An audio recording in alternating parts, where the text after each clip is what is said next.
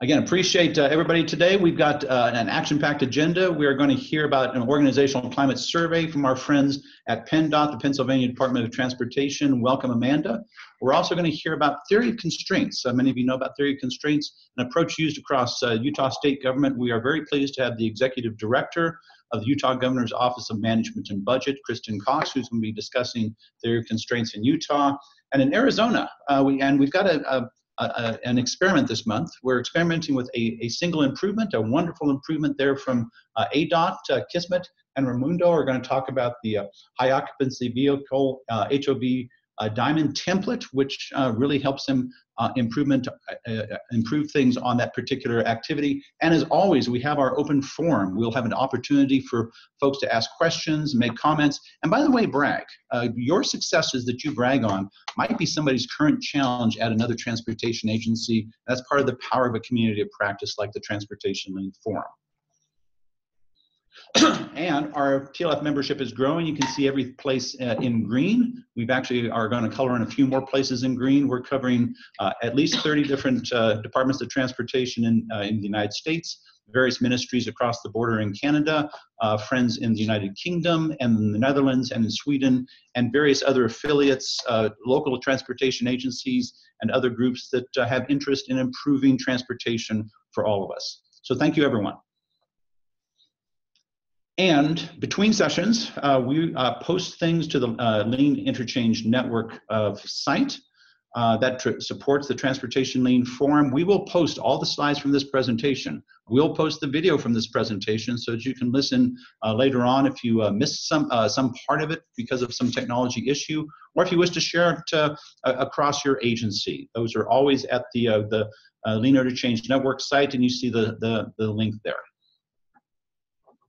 And without further ado, let's all welcome Amanda. Amanda, we're going to turn it over to you. We're eagerly awaiting hearing from you about your organizational climate survey there at PennDOT.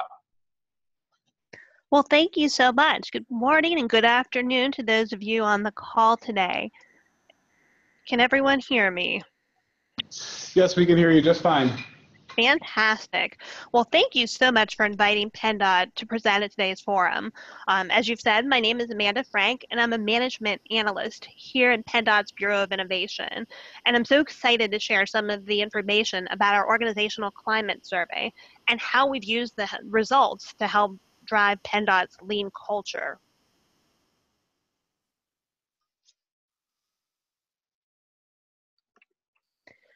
Before I begin getting into a lot of detail about the organizational climate survey, I want to tell you just a little bit about PennDOT.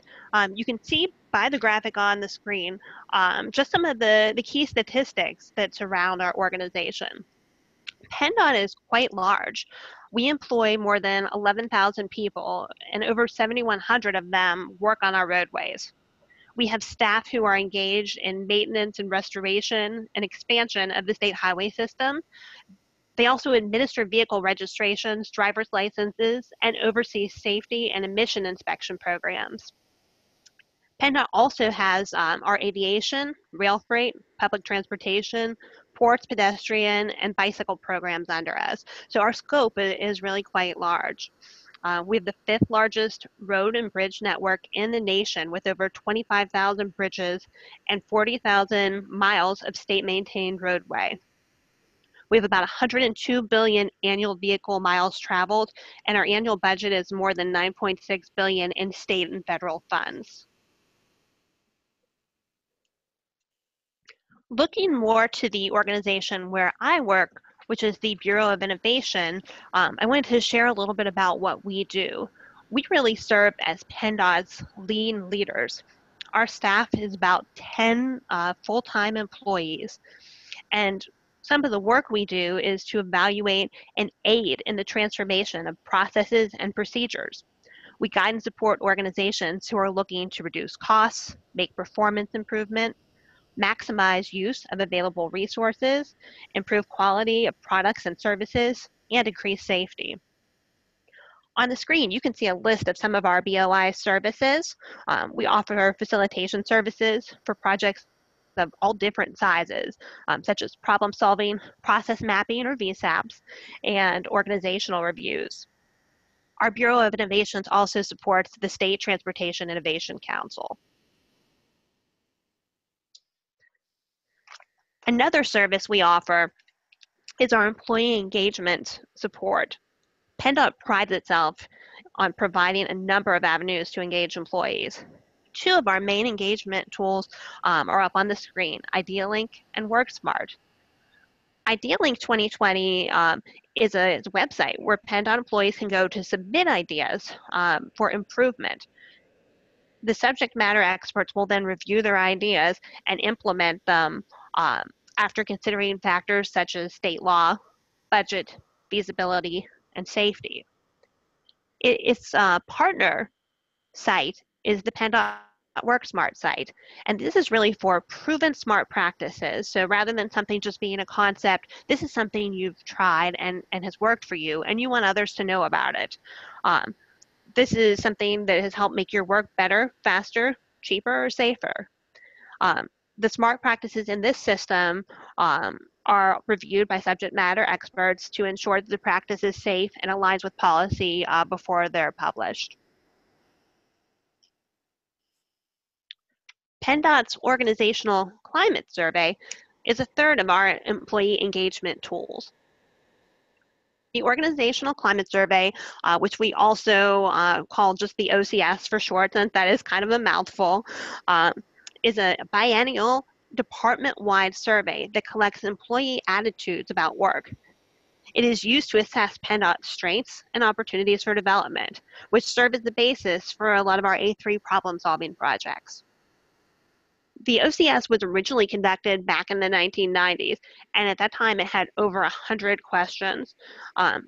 The survey was eventually discontinued, and it was resurrected in 2014 with a smaller, more manageable number of questions. Since 2014, the survey has been administered 3 times, and we're currently preparing for the 4th in 2019.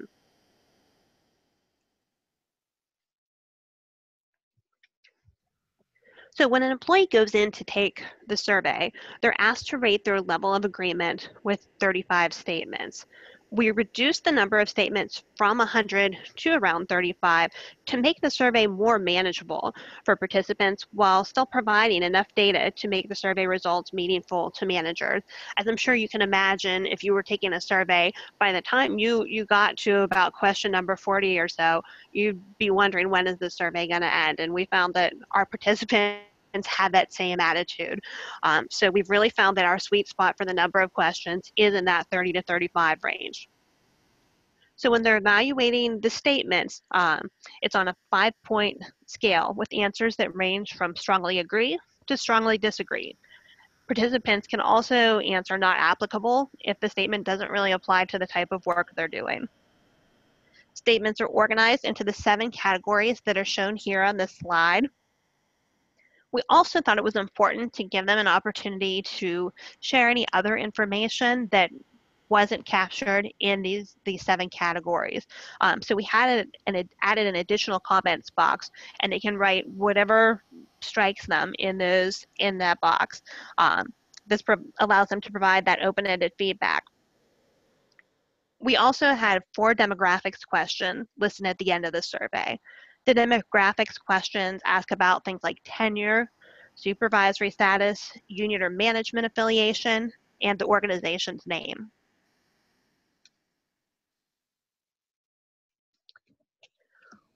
Within an organization as large as ours, and with employees doing many different types of work, some on computers and some not on computers, we needed to have a couple different methods for reaching them. One of those ways was through our electronic distribution. Employees in our central office and district offices received an email link directing them to participate in the Organizational Climate Survey via SurveyMonkey, which is a cloud-based survey tool that allows employees to respond anonymously. The email link that each organization gets is customized for the work area, which is something that helps us ensure that the response data is appropriately linked to that organization where the employee is working. The survey is open for 1 month to ensure that all employees have ample opportunity to respond. We send out an email announcement to kick off the survey. We send out reminders in the middle to make sure that it's still on everyone's radar over that 1 month period. For our county employees, we provided them with a survey in a paper format. This is to accommodate our highway maintenance crews who aren't usually on a computer or who don't usually have internet access. So our county offices receive these paper surveys, which are written in an optical mark recognition or OMR format and printed for each individual county. If you think way back to when you were in grade school and you got all those standardized tests, that's what that OMR format really looks like. They're coloring in the bubbles to provide their answers. The paper survey is also available for 1 month, and they're also coded to make sure that the survey data is linked to the county in which the person is working. Interestingly, in our 2017 survey, which is the last time we administered the OCS, we had a better response rate for our paper surveys at just over 61% than we did for our electronic surveys, which was around 44%.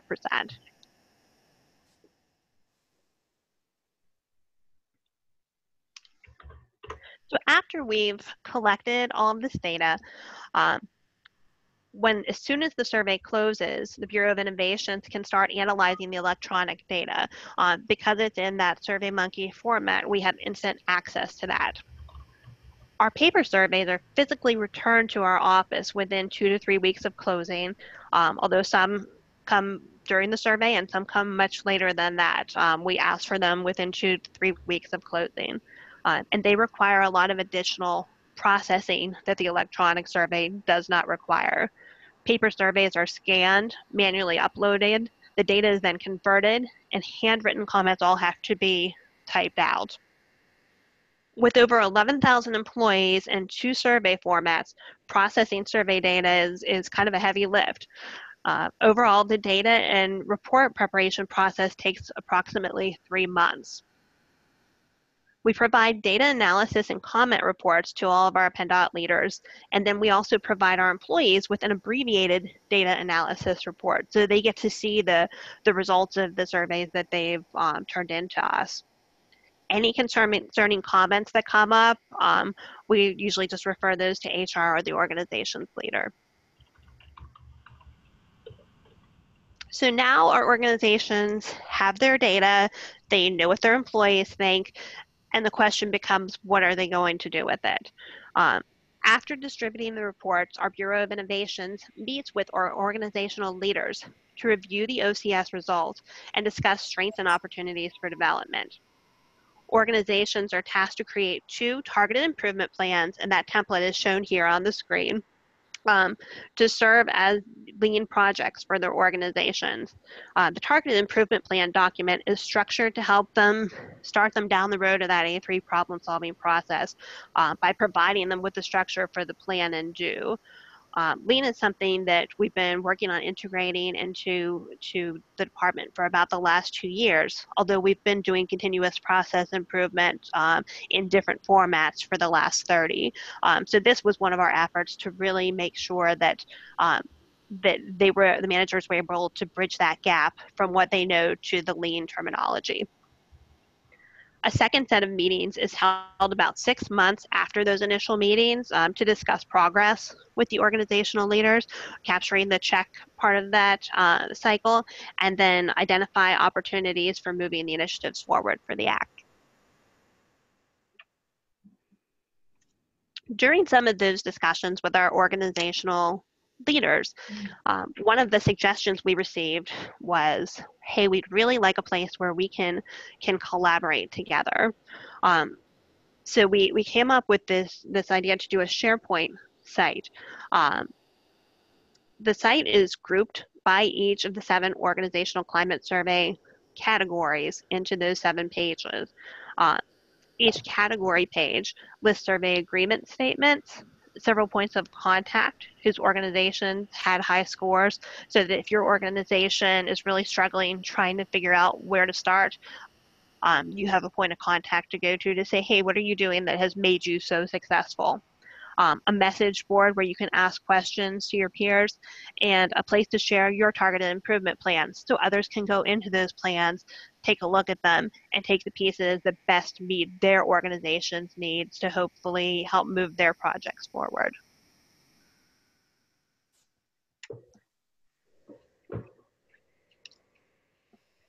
So the data provided through the Organizational Climate Survey has helped PennDOT sustain our lean culture. Through leveraging data derived from the OCS, organizations can use feedback from their employees at all levels of PennDOT to drive change. Organizations are encouraged to talk with their employees to get a better idea of their underlying attitudes driving the scores, and to involve the employees in developing and executing projects that result from the survey. So that, when an employee goes to participate in this survey in the future, we really want them to know that their answers from the last survey mattered. This also helps them increase their morale in the work environment and makes them feel more empowered to take on other types of change initiatives in their daily work.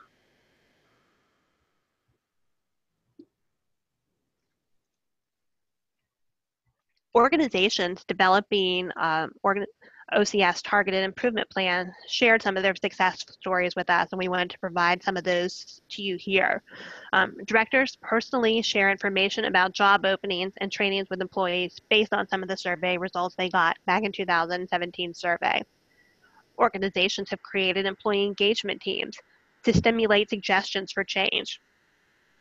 Educational opportunities, such as field site visits, have been established to enhance the reach of day-to-day duties. And work areas have conducted themed events, such as Super Bowl parties and potluck lunches, that type of thing, and established designated game areas to help build morale and encourage collaboration across functional areas.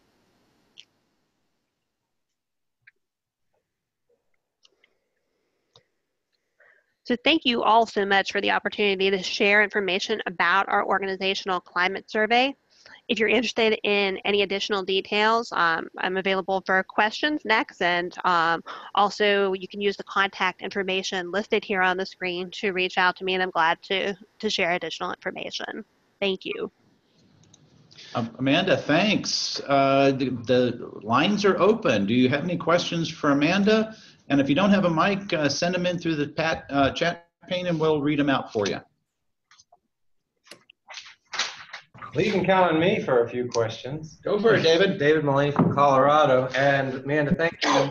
You touched on these a bit as you were wrapping up, but if you could just circle back, I was wondering if and how the targeted improvement plans are communicated, tracked, and recommunicated across the organization. So right now we are depending on the SharePoint site as the way to communicate them. This is a new effort. We were able to launch the SharePoint site this summer. So we're really trying to grow the number of targeted improvement plans on that site to be able to share them. Our office is in a very unique position in that we can encourage change and help facilitate different types of meetings, but at the end of the day, it's up to the organization to take on the responsibility of enacting those changes. Okay, thanks. And then I was also impressed to see about some of the informality.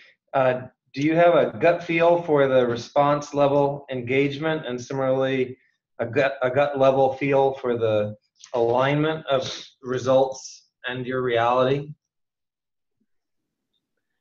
So in terms of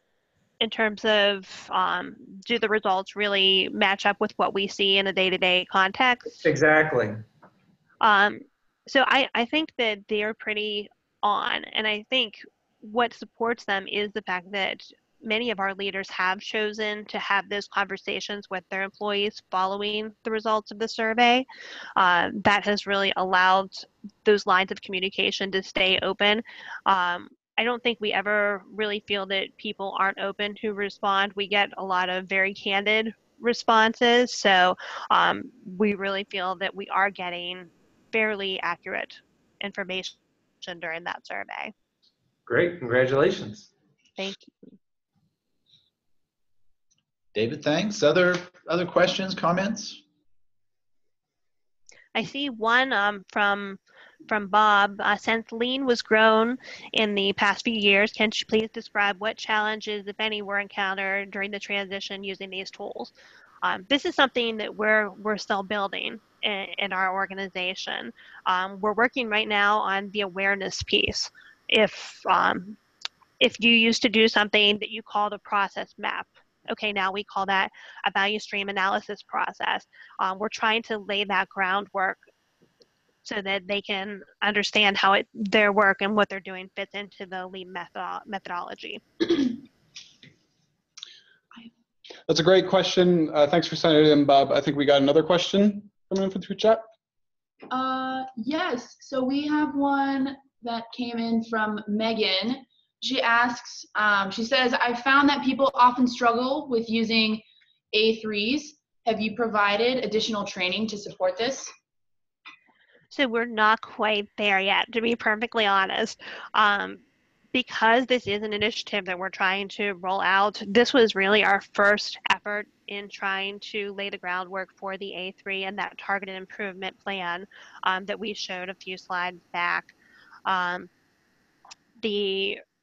terms of 5S, we've tried to build some projects in with that, and we're working on a video right now for that. We hope to tackle A3s next. Great. It looks like we have one more question that came in from Peter. And Peter's wondering if PennDOT has engaged smaller scale staff barometer surveys to monitor their reactions to business transformation or Kaizen initiatives. We do. We have a very robust survey program here at PennDOT, and they're on all different types of subjects. Several of our organizations have chosen to do an interim survey to do something that captures employee attitudes every year rather than every other year. We have surveys at the end of each of our events to ask for feedback on how the event went for them and if it was effective. Great. Do we have any other questions for Amanda at this time? Comments, anything?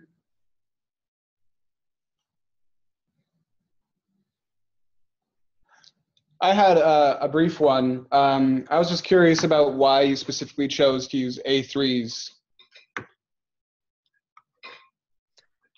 Why we specifically chose to use A3s as the format for building our plans. Mm-hmm. Yeah, I was just a little bit curious about that.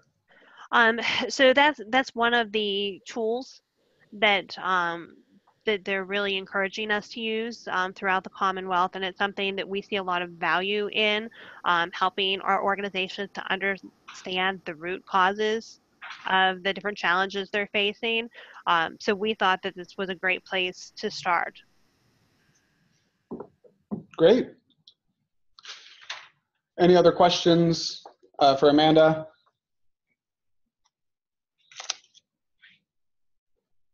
All right. Well, Amanda will stick around until the end when we have the open forum. So if anyone has any remaining questions for her, please save them for that time. And yeah, we'll just have the open forum at the end. Thank you, Amanda, so much. That was wonderful to learn about what PennDOT has been up to over there. Great. Thank you so much.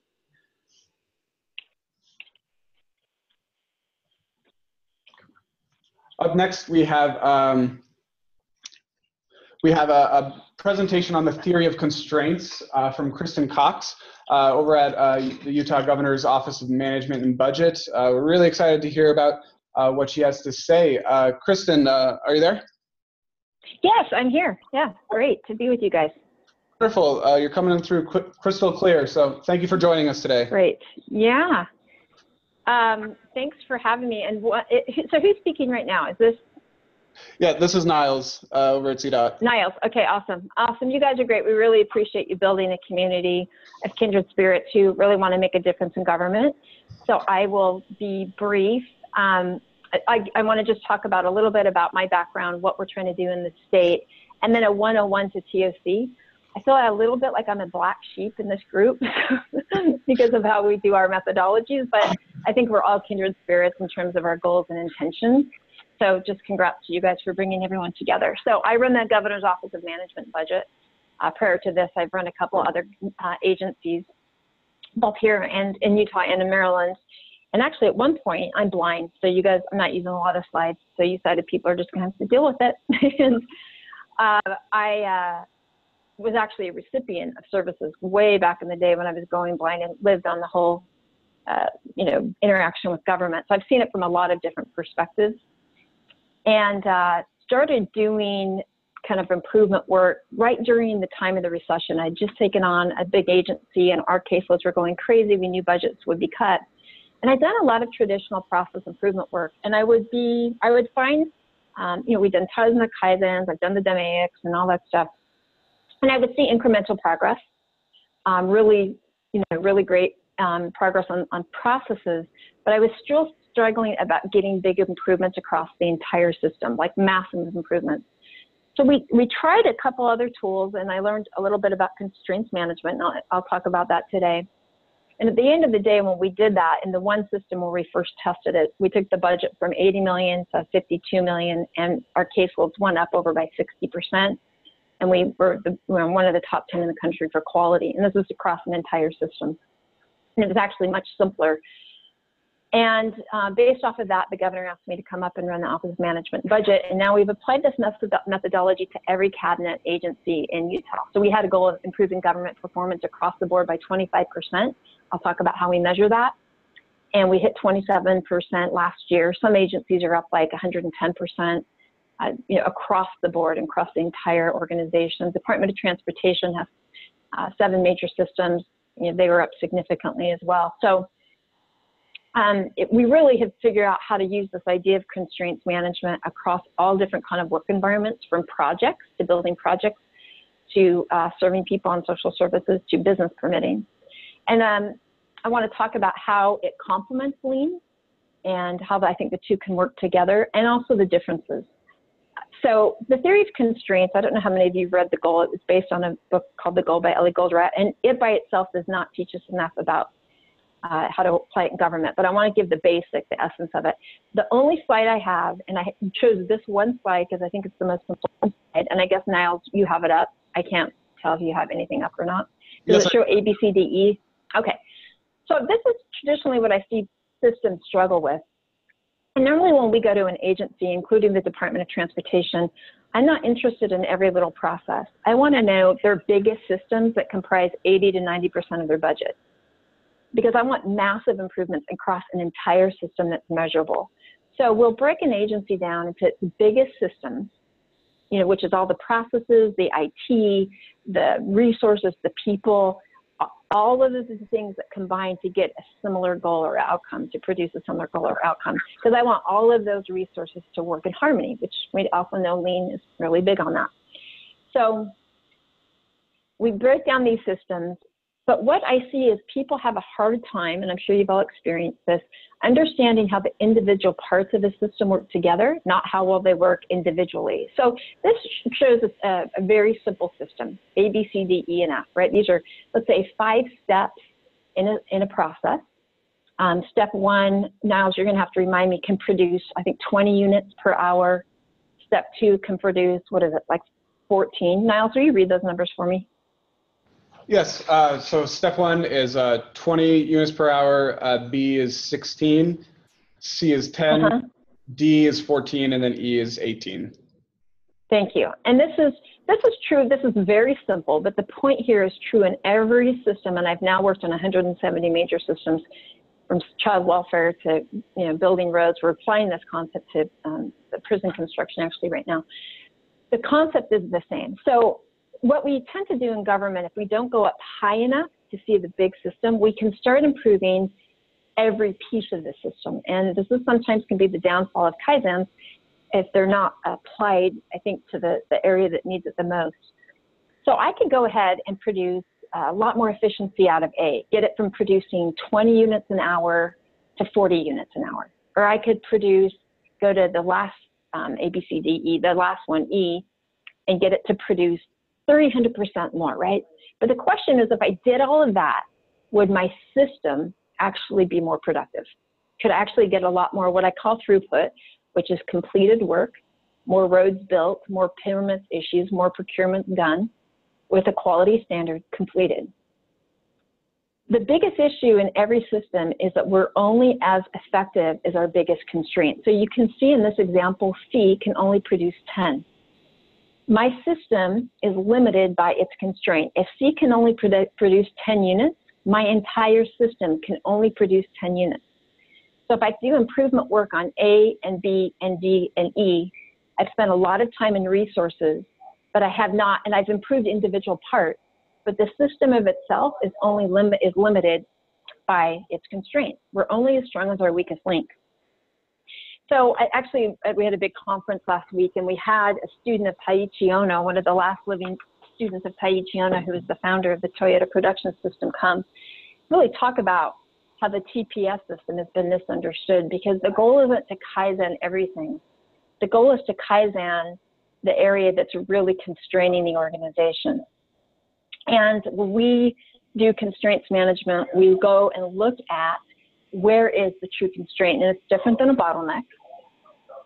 You know, we can't get into all that today, but when we can use that constraint as the anchor to dictate the pace or heartbeat of the entire system, we can then focus our lean efforts or our Kaizens, or we use different rules of flow in addition to those, things called like full kit and work of process controls, things like that, to really exploit the constraint. Because now, if I can get C from producing 10 units an hour to 50 units or 15 units an hour, my whole system can improve. And in fact, I'm here right now facilitating a workshop for another state just to help them out.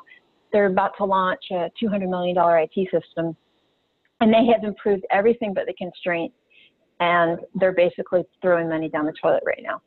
Because at the end of the day, unless they get their constraint figured out, I can guarantee their system throughput will not change. Now, another big difference between TSC and Lean, I think it's important, is this idea of variation. There's a great article for those of you who are kind of wonky called Standing on the Shoulders of Giants, and it really highlights how amazing Taiichi Ohno and the development of Lean, how critical that was. But one reality is that we will always have some variation in our systems, right? Now, we want to reduce variation where we shouldn't have variation, but in some places we want variation. We want flexible systems to adjust to be dynamic. So sometimes we try to, Lean can be based off of a total flow in terms of a balanced line, that every part of the system produces 10 units. A, B, C, D, and E all produce 10. That becomes very difficult to manage and, quite frankly, almost impossible. But we found if you can just anchor the whole system to the constraint and then get A and B to produce maybe 12, so I have a little bit of buffer between in front of C. C is my constraint, my most critical resource. I don't want that waiting for anything. My whole system can improve. So it's a really important difference in terms of how we deal with uncertainty, variation in our systems, where we target our lean initiatives and our process improvement initiatives. And another thing I think that's really important, and I've done tons of value streaming, looking at below the line and above the line for the 7 areas of waste and using 5S. The challenge is that sometimes those value streams, and if you have a very experienced practitioner, they can figure this out, but traditionally, people who are new, they'll value stream, but they value stream what already exists, right? The current process. And so they'll take out where the waste is, put it below the line, stuff that's value added, keep it above the line, shrink the elapsed time of the system. The challenge with that, and these are that we've just found with people who don't have a deeper way to think about systems, is that they'll just focus on what they can see and what's already there. And what we have found is a lot of the opportunity isn't what already exists, but it's what's invisible, what they can't see. And what they can't see is not only just waste, right? It's also about issues with synchronization or integration points, or we're maybe not full kitting our work, meaning we do not start unless we have 100% of our work full kitted. And people by themselves, without understanding these, what we call rules of flow, can eliminate the waste, but really miss some of these bigger issues. And I can't talk about all those today. So the two really can complement and be very powerful, but I found when they're done in isolation, we miss some of the big opportunities that we really have. And I want to just end on how do we measure all this. So because I do both the budget and operations for the governor, I get really grumpy about money and the money that people ask for and spend. So we have a way to baseline every major system, right? Because I'm not interested in how many Kaizens people do, and I'm not interested for small process changes. I want to know, is the overall impact better? Like if we're people in adult probation and parole across the whole system, are we reducing recidivism or not? So what we look at are 3 variables. They're very simple, and if people can't answer these 3 questions, I usually challenge if they know what they're talking about. 1, what's your throughput? Meaning simply what completed work comes out of your system. So with roads, how many miles of roads do you actually build? How many projects do you actually implement? How many procurements? It depends on what system you launch. Welfare, how many people do you serve? If I'm doing permitting, how many permits are actually completed? That's my throughput, which is really a volume of work measure. Then I want to look at the quality of that work, right? How reliable I am, how accurate I am. Did I get the outcome I wanted for the person? Sometimes people, this is the hardest one they get to because people want to be all things for everyone. They got to get really clear on just a couple quality measures that really tell the taxpayer if we're getting better quality for all of our volume or not, right? We just don't want to produce volume and then have poor quality. And then finally, we look at the cost, the total cost for producing that quality throughput. And we do a ratio. It's quality throughput over operating expense, so you can flip it and do operating expense over quality throughput. And that simply gives me a cost per quality measure that I can say over time now, if I implement a change, am I getting better or worse with this ratio? Because I see so many organizations implementing change that don't make an impact to the bottom line. Change is disruptive. It can suck resources away from the people on the front line doing the work. So we think it should be hard to implement change.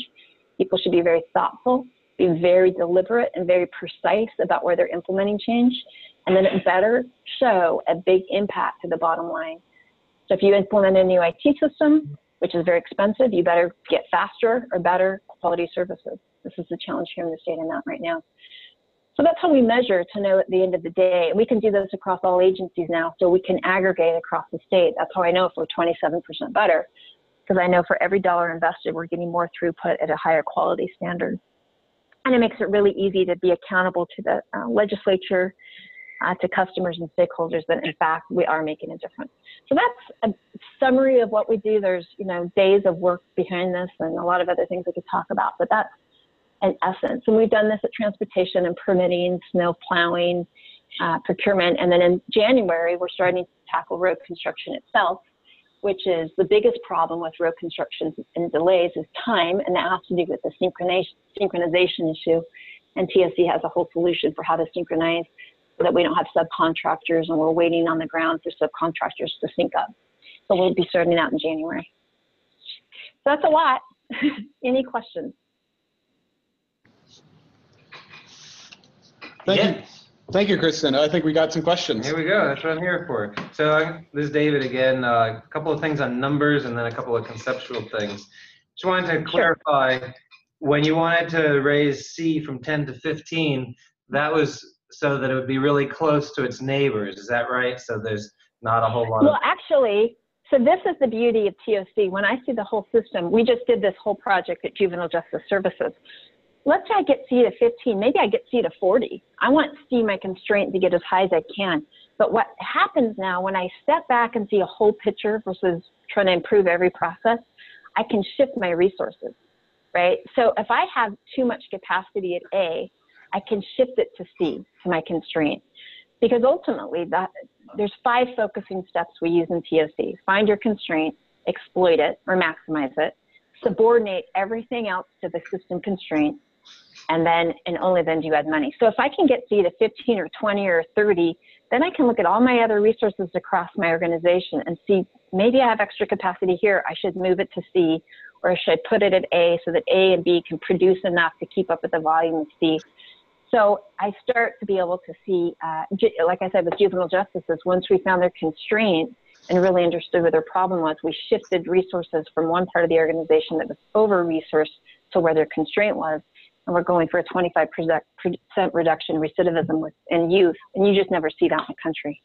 Great. And then when you were talking about the variables at the end, you start to toss out some functions. And was that cost over throughput and cost over quality, or something a little trickier than that? Oh, thank you. Yeah. No, I look at quality throughput. So let's say this. Let's say I produce, let me just use something in the real, pretend world.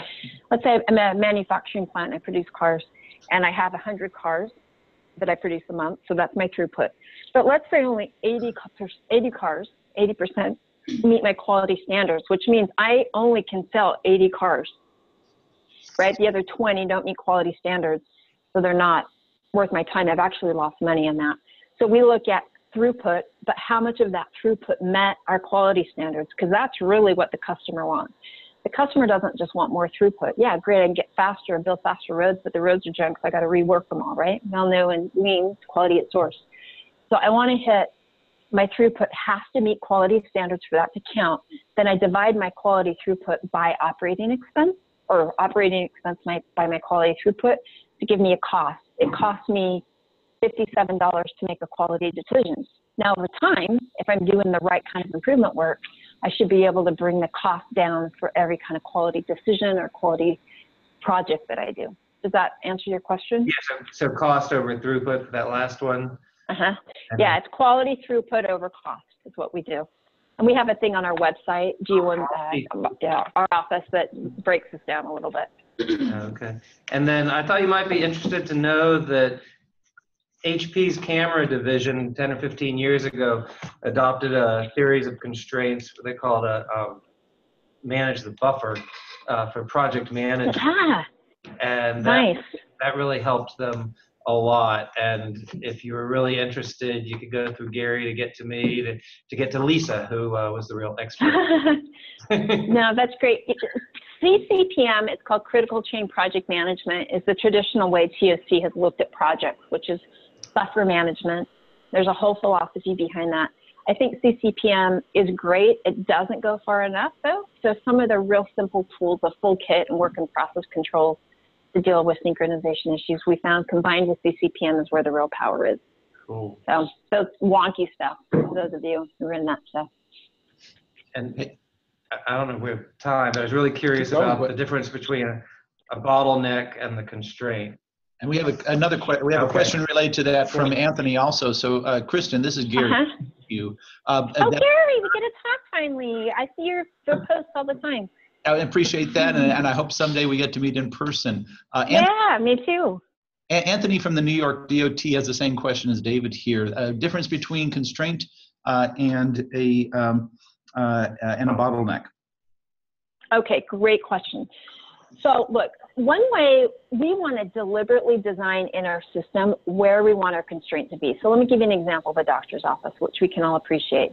There's many steps in a doctor's office. You go in, you check in, you have a medical, a receptionist that does your insurance work, then you go back, you work with the nurse, get your blood checked, your vitals, then you meet with the doctor, and then you go, get your prescription and you leave the door, right? Lots of steps in that system. And I could improve every piece of that system and get better. But here's the deal. We actually try to design the constraint. We want the whole system to subordinate to the resource that's most expensive, that's hardest to replace, maybe has the highest skill set, right? So in a doctor's office, which of those resources, the nurse or the front-end receptionist or the person pulling insurance or the doctor, which resource really you think would meet the definition of a constraint? Most expensive, hardest to replace, real scarce resource, which, it's obviously the doctor, right? The doctor is the most expensive resource in that shop. We want the whole system to subordinate to the capacity of the doctor, right? We don't want the doctor pulling insurance records or making bill payments. We want the doctor to spend more and more time treating the patient and giving quality services. Now, quite frankly, in our country right now, doctors are subordinating to insurance companies with other paperwork. But if in a true, well-performing system, the doctor, we deliberately design the system around where we want the constraint to be. We want to protect that doctor's time. Now, there may be some bottlenecks in front of the doctor, like the doctor's having to wait for the nurse to get the lab to him or her, right? So that may be a hiccup in the system of flow coming to the doctor. But we actually, people don't like to be called the constraint, so we call it the system critical activity. It's the thing that we want to choose and subordinate. We use that word on purpose because it's harsh. We want the rest of that system to subordinate. And this happens all the time. If we don't know where our subordination point is, and especially you see this in social services, people talk about customer-centered planning, but when you look at their workflow, they really don't subordinate to the customer and make sure the resources are available at the right time for the people when they need it. So that's the difference between it, how we go after constraints versus bottlenecks. But you got to design your system around subordination to the biggest, highest, most costly resource, or you just waste it. You just hemorrhage. And so you can go ahead and improve Kaizen everything across the system, but if you're Kaizening the wrong things and it doesn't subordinate to your expensive resource, we kind of waste money. Kristen, appreciate that. We've got a couple comments coming in, and it's actually related to one I've got too. So I'm going to summarize what David Putz from Iowa DOT and Megan and I've got. Kristen, I have to admit, I read the goal a long time ago, and I tried to do it. I tried to apply it, and boy, I just fell on my face, and I kind of got away from it. So my question, and I should have been more. So it's part of that. That's my fault.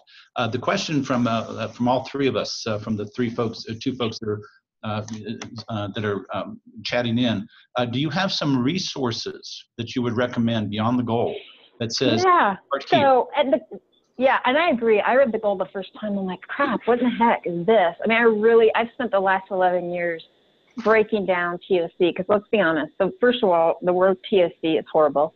I work with Ellie Gilbrett's son, and I'm like, you guys could not have chosen a worse name than zero constraints.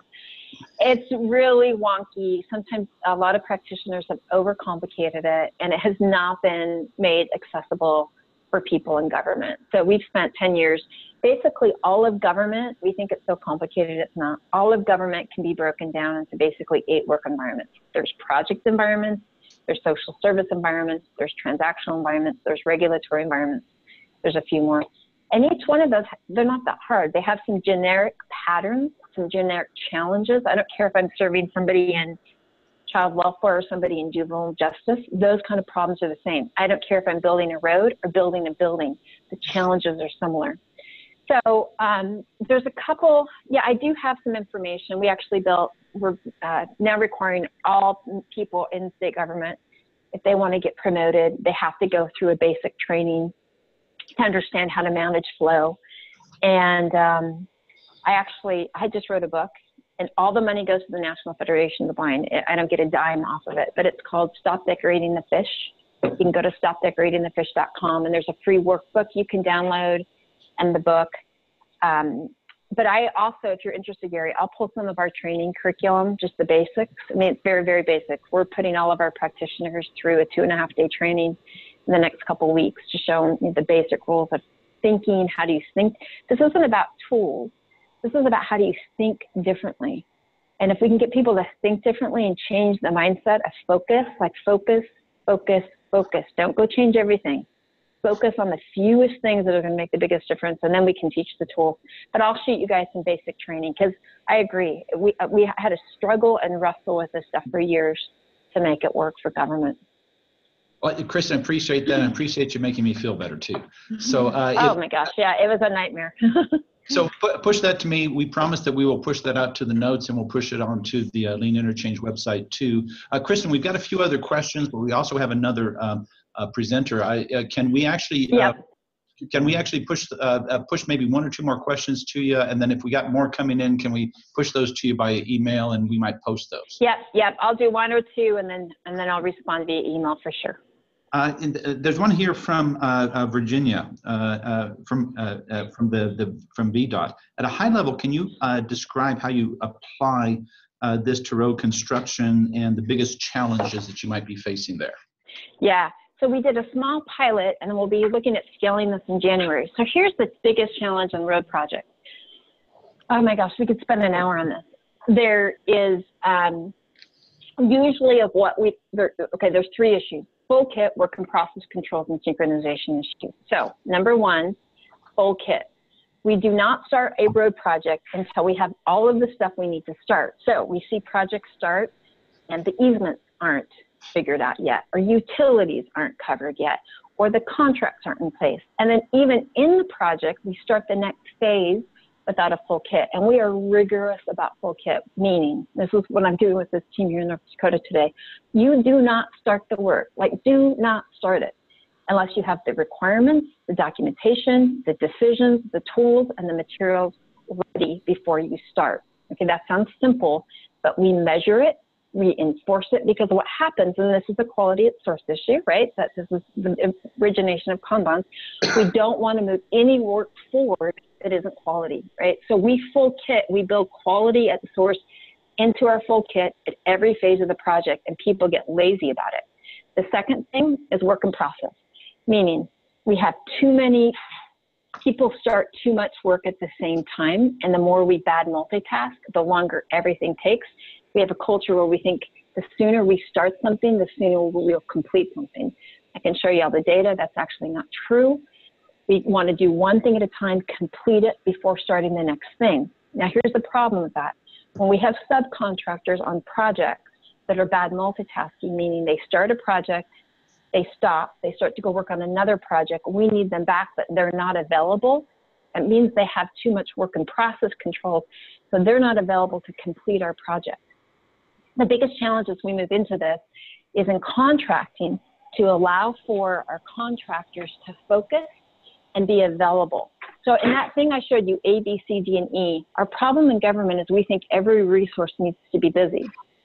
But I may want a resource to be idle, so then as soon as the constraint needs the resource, it's available, right? So on the project, we need subcontractors to find a way to reward them to be available so that they don't feel like they have to go chase a million contracts. They can be available and subordinate to the need of that project getting done. So we're going to be really tackling this in January. We've improved all the traditional simple processes in our Department of Transportation, right? Snowplow permitting, access permitting, procurement. But now that we've done this small pilot, it really comes down to full kit, work in process control, synchronization, and buffer management. Very different ways than traditional lean. Absolutely amazing results, but it takes a lot of discipline. We look for simple, but the simple solutions normally aren't that easy. They're hard to implement because it really takes a cultural change. Okay, I know I took a lot of your time. You have another presenter that people can email me, and I'd be happy to answer. Kristen, thank you very much. Appreciate that. And we have a couple of other questions we may email to you, and we will promise to post those on the Lean Nerd Change. Thank you again, Kristen. Yeah, I appreciate it. You guys, best of luck. And I just want to leave with this final thing. If anyone is making a change and you're not seeing 20, 50, 100, 200% improvement on those basic things, QT over OE, you've got to baseline your project or baseline your improvement work. If you're not seeing that kind of gain, people aren't focused at the constraint. A lot of change, I don't care about that. Less is more. Get very big systems, baseline your quality throughput over cost, find the constraint, and I guarantee you every system can flip. And you guys know that. You're in this improvement work. So best of luck, Gary. Well, I look forward to meeting you someday. I too. I look forward to meeting you. Okay. Bye, you guys. Thanks. All right, well, that was a wonderful presentation by Kristen. Unfortunately, she had to drop off the call, busy over there in Utah. So unfortunately, if you have any more questions for her, be sure to shoot those over to us, and we'll make sure that we get those to her as well. Up next, we have Kismet and Raimundo from Arizona Department of Transportation, and they're going to be giving us a good overview of a continuous improvement story of theirs concerning the HOV Diamond template, and we're really looking forward to this. There's a little bit of an experiment, a little bit different from what we usually do, but hopefully everyone will find some value from this. Kismet, are you there?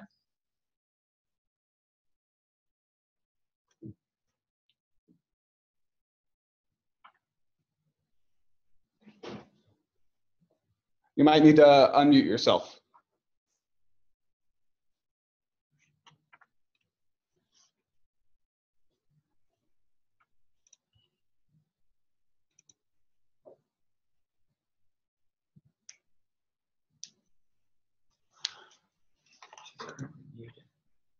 Okay. Can you hear us now? Oh, yes, we can hear you. Awesome. Oh, we can see you too. That's terrific. I can on my screen. Well, Thank you. I'm just we've got a double thing going on here. Hold on. Please ensure that the microphones, speaker, and dialer are placed back on the charger. Thank you. Can you still hear us? Yes. yes, we can. Can you hear us? Yes. Yes, we got you. Let's see here. Switch to. No, don't switch. CRUD.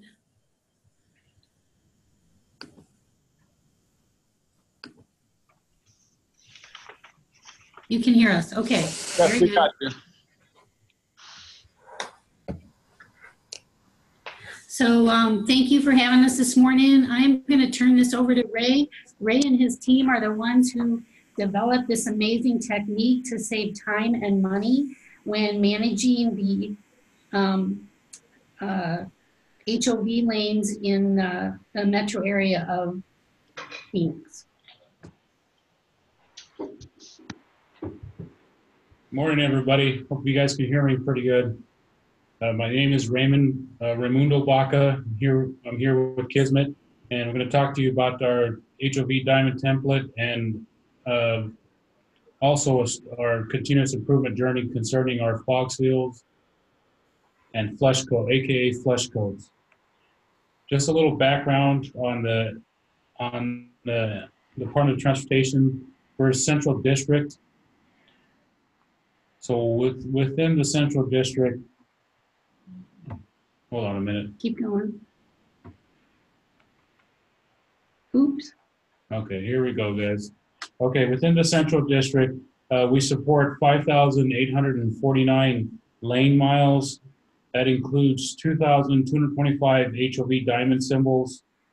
Each symbol itself, which I was amazed, I saw the schematics and I also went out and measured it myself because I didn't believe it, but they are actually 12 foot long and 4 foot wide.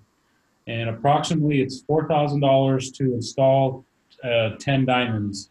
And the lifespan of the diamonds with the retro reflectivity is between 8 to 10 years. So basically how it started is we started to really focus on our pavement preservation program. So which includes our fog seals, or AKA flush coats, on our roads, because we're trying to get out of the thinking of let's take care of the worst first. So what we're trying to do is maintain the roads that we have that are in decent shape so we can get the most life out of them. So that's where our flush coats came into play. So what we did on the flush coat is we try to figure out, okay, how can we do the most lane miles, save the most time and money while going through the process. So what we had come up with was, and the way we used to do it was, let's just say you have a 5-lane highway, and what we would do is we would close down half of it, 2 to 3 lanes, do that in one weekend, come back, do another couple lanes another weekend, and then finish off by doing the on and off ramps. So obviously, this process was taking, more time than what we wanted, and we kept inconveniencing the public, which you all know in transportation is, kind of a no-no. We try to avoid it as much as we can. So with the fog seal, what we used to do is we would stop right before the HOV Diamond. We would we would stop the boot truck or the distributor right before the diamond, leave that 12-foot patch, and then start right after the diamond ended. So we were leaving that amount of pavement uncovered every 500 to 1,000 feet, because that's the difference between the diamonds that we have currently. Right now we're going to 1,000 feet, so we kind of reduce the diamonds. But basically what we come up with is we came up with a little template that went over the top of the diamonds that we could place on top of it, the truck could pass over, and not cover up all the retroreflectivity. So once we put those templates on, we were able to cover all the pavement and still save the retro reflectivity on the diamonds themselves. So what we started to do as far as the closures going, instead of doing the 2 and 3 lanes, what we were doing is shutting down big sections of the freeway. So basically we would shut down, it'd be 12 center lane miles, which equated out our section was about roughly 55 lane miles in total.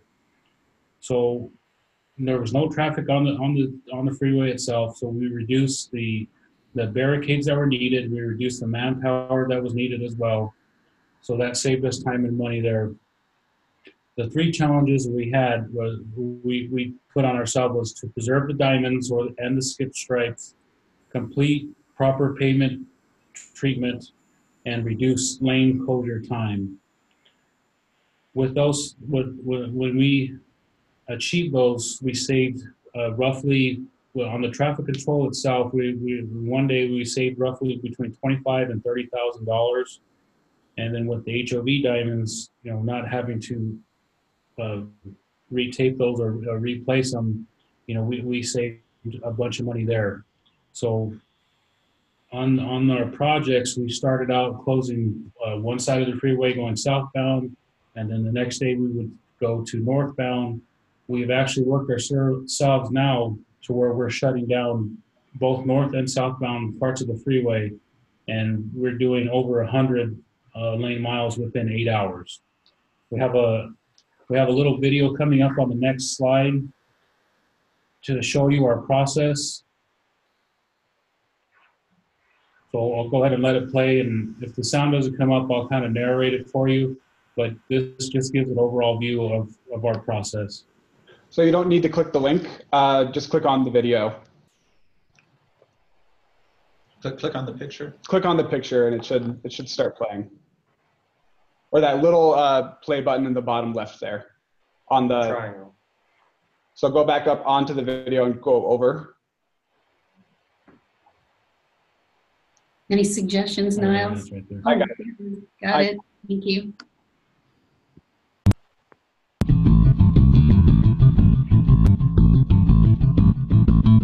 I don't know how it's coming up on your guys' end, but it's kind of choppy for us. But right now, the spreader truck just went over one of our HOV symbols. We have our work crew right there to pick up the symbol. And what they're doing, there's 2 symbols made that we created, and they're leapfrogging each other. So right now, we have the one side of the freeway shut down. We're working. Right here's another up close look. We have 2 gentlemen in the back of a cone truck. One guy who acts as a tunnel leader, the other guy just guided to help him put the stencil so he can kind of injure himself. Right now, this is a perfect shot of the truck going over the symbol. And you can see him spraying the lane, staying away from the fog line, from the edge lines. And then you can see the pick up the stencil on them.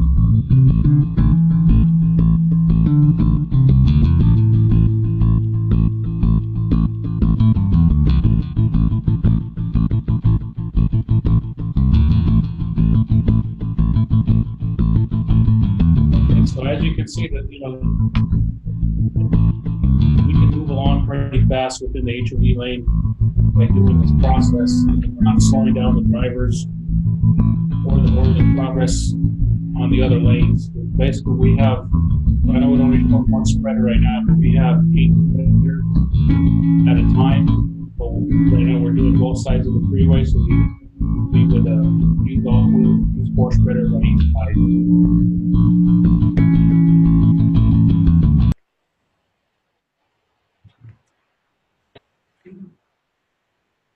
Okay, looks like the video has stopped.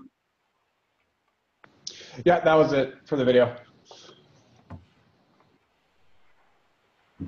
Okay, so basically on our wrap up, our new process protects the HOV diamonds, reduces lane closure time and public impact, also provides for full pavement coverage.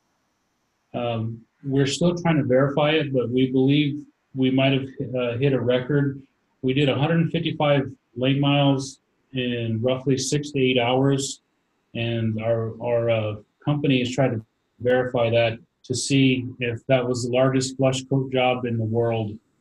So we haven't confirmed it, but we have not found any other information to say otherwise. I definitely appreciate your time, and really thank you for having us here. And if you have any questions, I'll be more than happy to answer them. Hey, Ray and Kismet, this is Gary in Colorado. Thank you. This is terrific. I always tell my folks we take more out of these sessions than we give. We're definitely taking this one, and we're sending it over to our Division of Highway Maintenance as soon as we can. This is fabulous. Thank you for this wonderful innovation. They can't hear us. So yeah, I guess they can't hear us, unfortunately. But are there any questions right now for Kismet or Ray concerning their HOV Diamond 10? I don't know if you guys can hear us, but we can't hear you. Now we can. Well, Ray, can you hear us now? Hey, Ray? I can hear you guys. Is that Kismet? No, it's Michelle. This is Michelle. Oh, Michelle, hi. I think that they're experiencing some speaker issues on their end, something like that. If we do have any questions, though, I can send them over. Okay. Because then I'm talking. Okay, so if you have questions, we will we'll use our chat technology. All right, I got it. I got it. So we'll send that over, and we'll work to get connections back that way. So bear with us. We do occasionally have technology issues. Are the HOV markings the only one protected in this way? No, we also started making stencils. Like we have the I-17, the I-10, 101, SR51. So anything that has merge arrows, the letters, the numbers 303 or I-10, we've covered all those up. And on our raised pavement markers, our RPMs, we spray. It's called Trying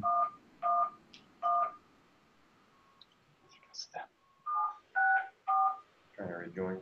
Yeah. Well, that's great. Do we have any other questions for Kismet or Ray? I have a kudos for Arizona. We'll send that along. And yeah, wow, terrific stuff. Let's definitely do that. I agree, David. Wonderful stuff. Straightforward. Wonderful application of innovation in action. Sorry about the challenges. So we're getting some feedback there. Could just be because you have two speakers in the room or two mics. But yes, thank you so much for a wonderful presentation. And we'll, as they're working through some of the technical issues there, and we all experience those on webinars, why don't we move forward to our open forum session? now?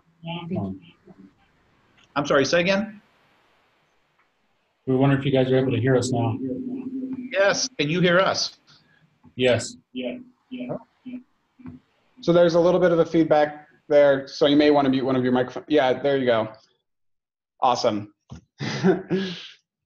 But yeah, we'll go ahead and move forward to the open forum session. Yeah, and Kismet and Ray, thank you. This is fabulous innovation. Again, we're going to borrow this here at CDOT for sure. We're going to send it over to Division of Highway Maintenance. Please do stick around. There may be more questions for Kismet and Ray. And do you have, this is our open forum session. It's questions for our participants, although Kristen is not online anymore, but if you do have questions, we'll take those and we'll get those to her and we'll post the answers. But also, are there other things you want to talk about? Topics you want to bring up? Certainly successes that you might want to share. Please remember that your success on improving something may be somebody's current really tough challenge, and they may be able to learn from you about an approach to tackle that. So it's open forum. If you don't have a microphone, text it in and we'll read it for you. Hi, this is Nigel in Berkeley, California. Can you hear me? Yes, Nigel, we can hear you loud and clear. Great. I posted a note on the chat. There's a Lean in Public Sector conference in Berkeley, December 3rd to 6th. This is an international conference. I think Gary participated a few years ago. I can confirm that, Gary. You're very, very kind in remembering. Yes, I participated, and it was wonderful when you guys had it in Barcelona, and we had a webinar teleconference on that. Thank you. Well, it's more local this time in Berkeley, California, and I posted the website there in the chat if anybody's interested in participating over here in December. Well, that's great. We'll also do our best to send that out at the end of the forum as well. And if we somehow lose the website, we'll certainly reach out to you again for that information. Thank you.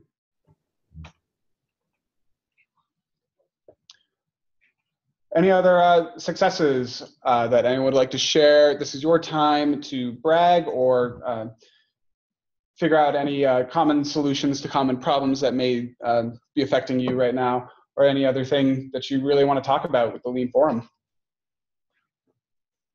It's David from Colorado's Office of Information Technology, and just wanted to open the kimono and share a new effort that we're making to improve our services there. I identified that with the changes in processes, we were likely to have bumps in the road. So I asked the manager how they track such things. And they said, well, we don't really have a place to list that. And so I asked if he had any idea, and he thought Kanban. And so I did a quick study and almost went with Trello, which was a pretty good option. But then it turned out that our organization was already using Gitbit and had a similar board available for that. So we're still in the midst of exploring exactly how this team wants to use that, but it looks like a very promising lean approach to that type of information. David, thanks. Yeah, Kanban is wonderful, and the electronic Kanban boards are even better.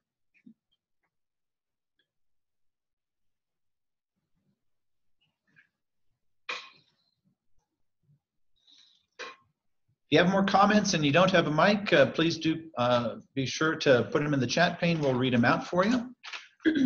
And the microphones are open. Hi, this is Virginia Lingham with VDOT. We have a new Office of Strategic Innovation that I'm part of. And as part of this, forming the new office, we're trying to figure out or look at different technologies and different ways that folks are collecting innovation ideas. And some of our local partners, like utility partners, they're using some new tools called Spigot and other things. And I was just wondering if anyone has explored anything new, anything like app-based or anything a little different besides SharePoint as a method for collecting ideas from, I guess, from your agency. So great question, Bridget. And you said you're from VDOT from Virginia? Yeah, my name is Virginia Lingham. I'm with Virginia Department of Transportation. Oh, okay. Sorry, I got your first name wrong. Apologize. So you heard from Amanda how they're doing things in Pennsylvania. Any of you guys want to talk about what we're doing here in Colorado? That's an invitation. Collecting ideas and spreading ideas? Certainly. So here at CDOT, we have a program called Lean Everyday Ideas, and it is the idea system for CDOT as a whole, where employees from all over the state, they can submit their simple solutions to common problems that they've come up with to our database and share them with others. Right now, I believe it's just, we use a couple Google applications for that. It's a Google site. That's really how we're collecting that information through Google Forms from our employees. But we have 3 different idea sections. So there's the innovations and ideas that people have submitted, just anything that they've really come up with to fix a common problem. But there's also a section for borrowed ideas. So if someone has seen an idea on our website or from one of their coworkers and they've taken it and implemented it in their own work and improved upon it, we want to hear about that as well. And we also have a suggestion section where people may see a problem, but it's outside of their own work. It's something that they can't control per se. So they just suggest how they think that it could be improved, and then we connect them with the subject matter experts to see if that idea can be implemented full-heartedly. But that's a good rundown of what we do here at CDOT concerning employee innovations and how we get those ideas submitted from other employees outside of HQ. On the technical side there, just to drill down a little bit into the Google bit, so we do have the Google surveys, and then also available there are Google Sheets where a lot of information gets collected, equivalent to MS Excel, and then Google Drive is the whole infrastructure, and then that can also be tied in with Google Sites, which was important in our floods and fire recovery some years ago, and so that may be something that Virginia may want to look into as well. Hey guys, just to tie in there, this is Corey from Colorado Department of Public Safety. I just found an add-on to Google Sheets called AppSheet. It basically takes your Google Sheet and turns it into a mobile-friendly application. Oh. So it's pretty cool. I've just been playing with it for maybe an hour this morning before the session started. But you know, you guys might want to look into that as an easy way to share ideas and, you know, make it more mobile friendly. And that's called AppSheet. So that's AppSheet. Corey, appreciate that. And Corey's here in Colorado Department of Public Safety, which includes our State Patrol. Hey, Virginia, I know this has also come up at AASHTO meetings, and some other some other state departments of transportation are looking at FaceTime with mixed results for sure. So you know, we tend not to be on the leading edge here. We tend to be close followers, and so we developed our own Google application. Amanda, if you're still online, it sounds like you guys developed your own also. Is that right? In Pennsylvania? I'm here. Can you hear me all right? You sure can. Is your application a bot application or one you developed there in Pennsylvania? We developed that on our own. On what platform is it, Bob? Do you know? I think it's on a Domino. I think it was developed on a Domino platform. Domino platform. And it facilitates a lot of. There's workflows in the background to ensure that that all the ideas are responded to, and a bunch of other things too that we didn't talk about earlier. But yeah, it was built in house here by our IT. So it's built in house here by our IT. And we have a lot of background applications that run within it to make sure that ideas are responded to within certain time frames, and to make sure that we can track everything to make sure that nothing gets stalled or missed.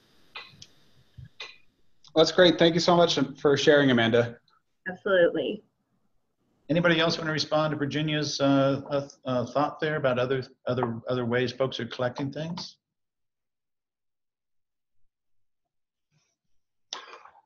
Well, if there's nothing else for that, hopefully that was helpful, Virginia. Yeah, that was helpful. Thank you so much. Terrific. We always love making sure that people get something out of these webinars. Is there anything coming in over chat? Okay, keep those cards and letters coming. What's the next topic? We've got about 10 minutes left if folks want to bring up other topics, brag about something, ask other people questions. The lines are open.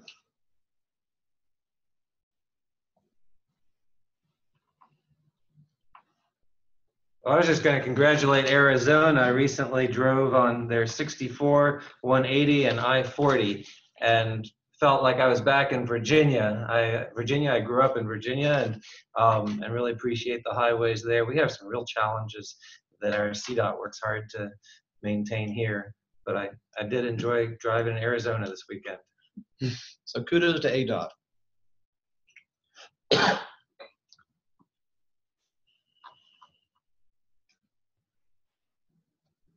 This is a side note from a participant who had to jump off, but he looked up Kristen's book from earlier, Stop Decorating the Fish, and he got a price check on it. It's about $10 via Amazon. So if anyone's interested in reading Kristen's book at some point, it's Stop Decorating the Fish. You can easily get it on Amazon.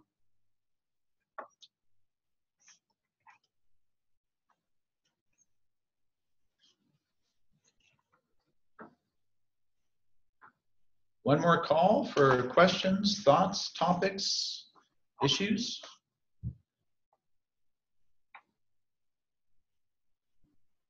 Going? Going? All right, sold. Niles, why don't you take us out? And by the way, Niles has been our executive director, our executive producer on this, and Niles is one of our intrepid collegiate interns. Niles, take us out. Yeah, thank you all so much for joining us today for the October TLF. Hopefully you found some value in the content that was presented. And thank you so much to our wonderful presenters, Amanda from PennDOT and Kismet and Ray from Arizona DOT. And even though Kristen had to jump off the line, thank you to Kristen as well. Hopefully she'll watch this and play it back. But yes, thank you to our wonderful presenters. Our next Transportation Lean Forum is scheduled for December. The date is to be decided still, but we will be sending out some notes afterwards to just send some stuff out about Nigel's Lean conference, make sure everyone's interested in that, or anyone who's interested in that has the information for it. And we will be in contact at a later date with a survey just to ask you what went well today for the TLF, what did you like, what could be improved, because we're always trying to improve these, so be on the lookout for that survey. And yes, thank you so much for joining us today. If there are no other questions at this time, we'll close out. So, thank you all for joining.